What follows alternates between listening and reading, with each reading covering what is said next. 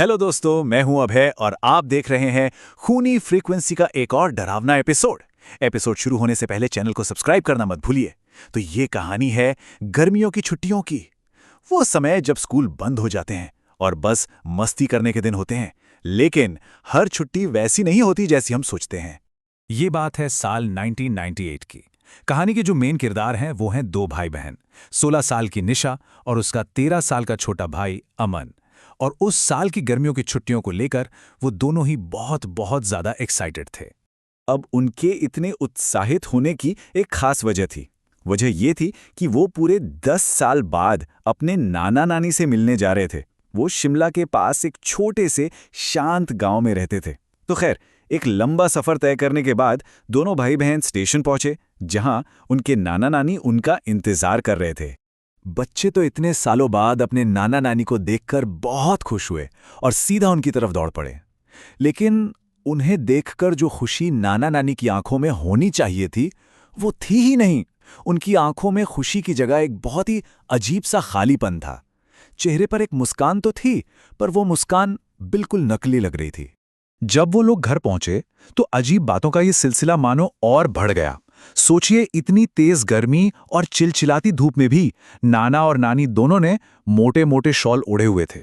उनका जो farm house था वो काफी पुराना लग रहा था और चारों तरफ जंगली घास उगाई थी।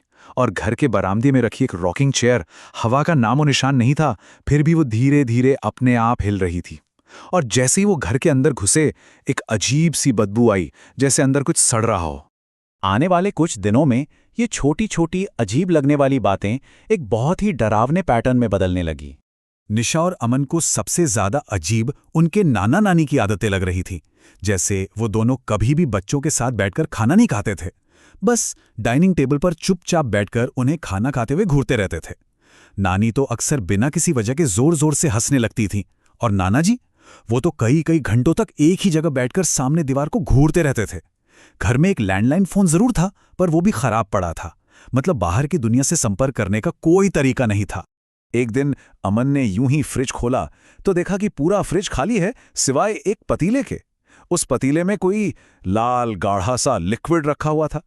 जब उसने नानी से पूछा कि ये क्या है, तो उन्होंने बस इतना कहा, ये एक पुरानी फैमिली रेसिपी है, और फिर वो जोर जोर से हंसने लगी। और इन सब अजीब बातों के बीच बच्चों को पहली ही रात को नाना जी की दी हुई एक चेतावनी याद थी।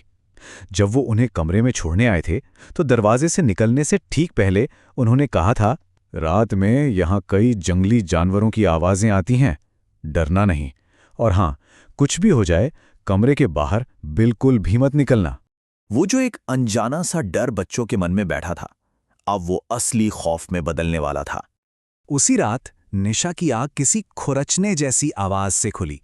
उसने देखा कि दरवाजे के नीचे जो गैप था, वहां से एक बड़ी सी परछाई गुजरी। वो नाना जी के चेतावनी भूल चुकी थी। उसने धीरे से दरवाजा खोला। बाहर आते ही वो सड़ने वाली बदबू और भी ज्यादा तेज हो गई।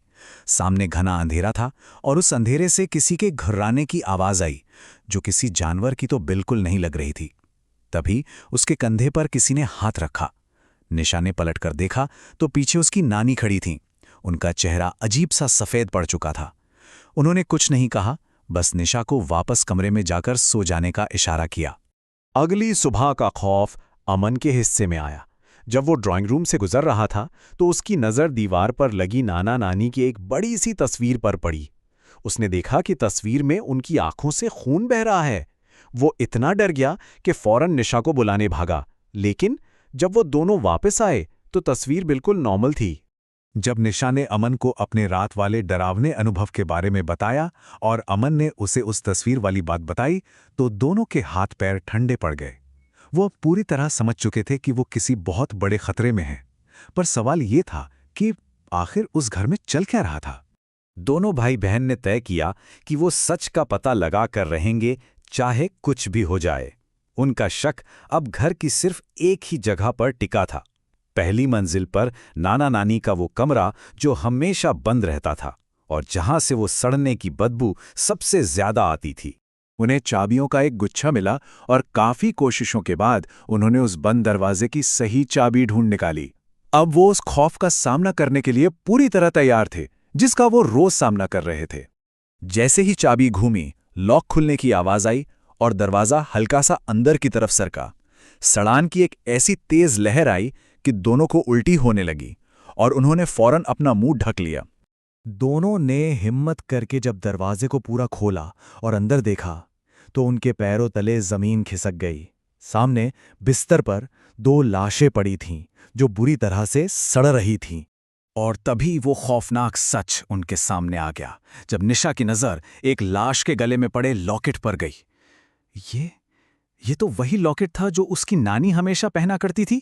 वो एक झटके में समझ गई कि ये लाशें किसी और की नहीं बल्कि उनके असली नाना नानी की हैं। ये कहानी यहीं खत्म हो जाती है एक ऐसे डरावने और अनसुलझे सवाल के साथ जिसका जवाब किसी के पास नहीं है। अगर बिस्तर पर पड़ी लाशें असली नाना नानी की थीं, तो फिर वो 2 लोग कौन थे जिनके साथ निशा और अमन इतने दिनों से उस घर में रह रहे थे?